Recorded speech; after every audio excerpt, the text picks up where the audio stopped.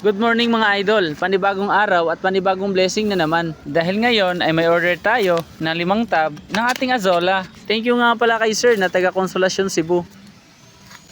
Eto na nga at nilagyan ko na ang unang tab. Halos mga 2 dakot lang mga idol ay mapupuno na. Sobrang dami kasi ng Azolla at nagsiksikan.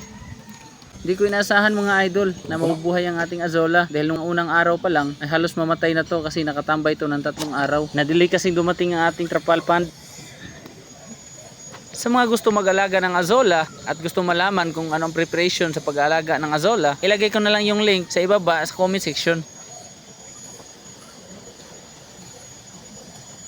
Tinanggal ko nga pala yung net na ilagay ko sa itaas. Hindi kasi masyadong mainit ngayon at kadalasan maulan. Kailangan din kasi ng araw ng ating mga Azolla para mas berde at mas mabilis siyang dumami. Sobrang laki ng matitipid mo pag ito ang inalagaan mo at gawin mong patuka.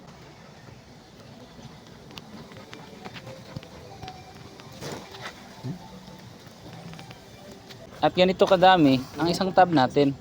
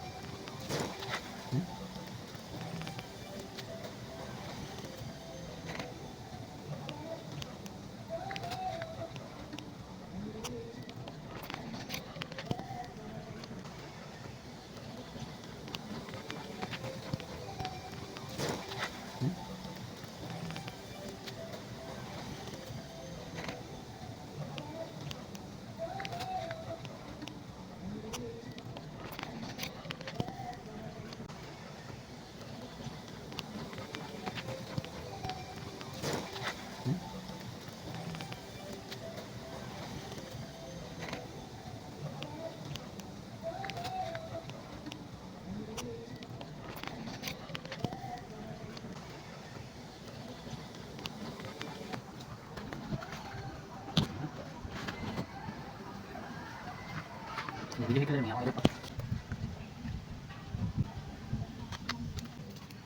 Hindi ka 1/4 na. Ang ganang po sa online. 100, 150. Mas 20.